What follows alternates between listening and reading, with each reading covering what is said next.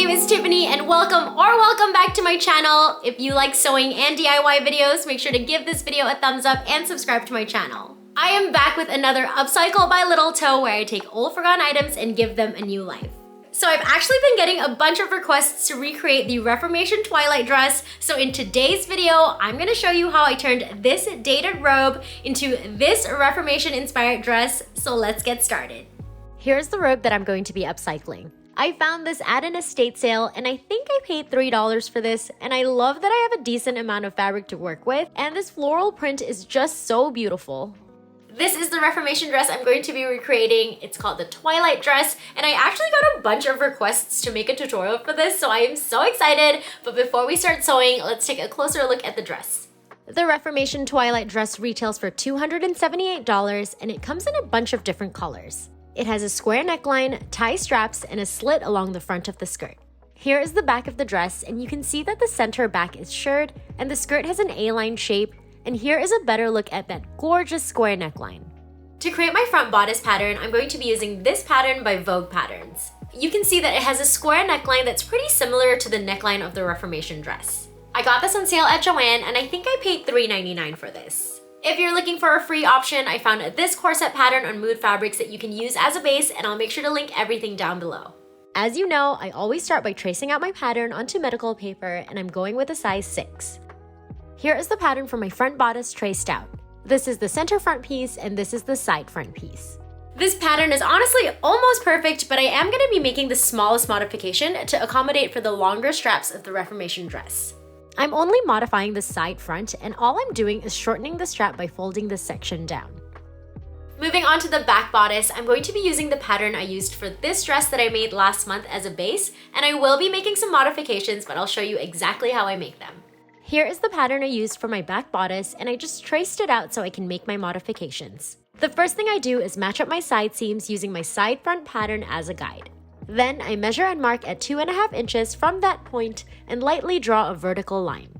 Now I'm going to draw a curved line here, creating the armhole, and I just take my time until I'm happy with the overall shape. Then I use my side front pattern again to determine the width of the strap and make a mark.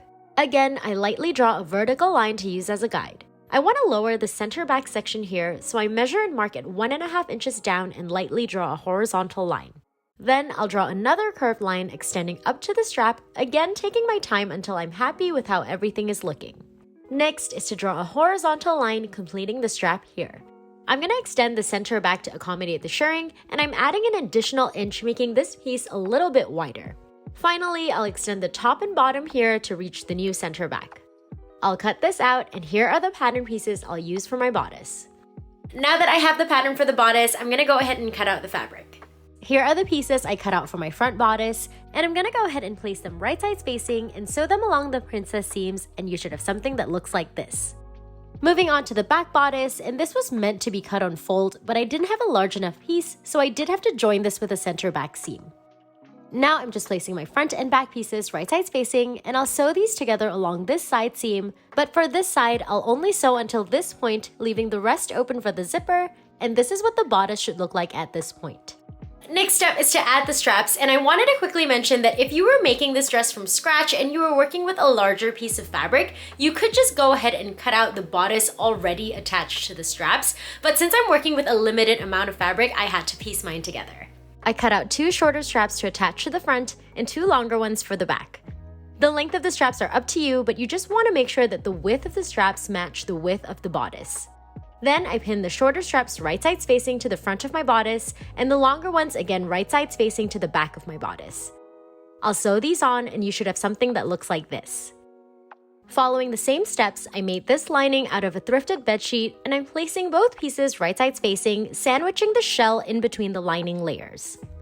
I start by matching up this side seam and then pinning in place, and then working my way up the armhole along this entire strap. Then I continue to pin along the neckline, again working my way up the second strap, and then along the armhole, again making sure that the side seams line up.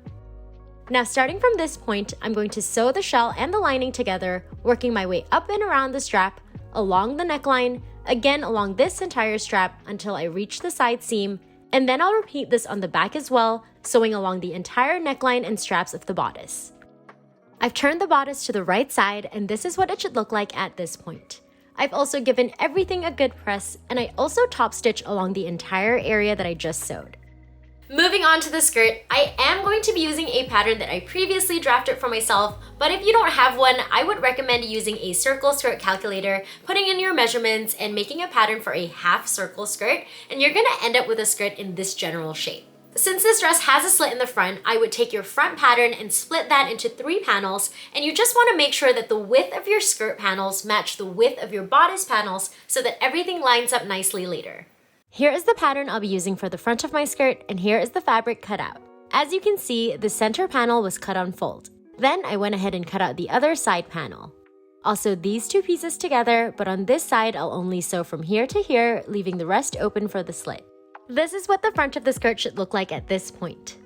Here is the pattern for the back of my skirt, and this was meant to be cut on fold, but I didn't have a large enough piece, so I had to join my pieces with a center back seam. Now I'm just placing my front and back pieces right sides facing and lining up the side seams.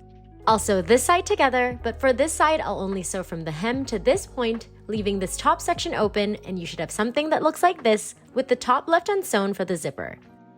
I also wanted to mention that I hid all of the raw edges by folding the seam allowance under and sewing in place. Next is to sew the skirt to the bodice, and I'm just pinning the shell layer of my bodice to the skirt right sides facing. I'll sew these together, and here is what the dress should look like at this point, with this section still left unsewn. I went ahead and added a faux shirt section to the center back of my dress for a more comfortable fit, and I did make a short tutorial on exactly how I did this, so I'll make sure to link it down below.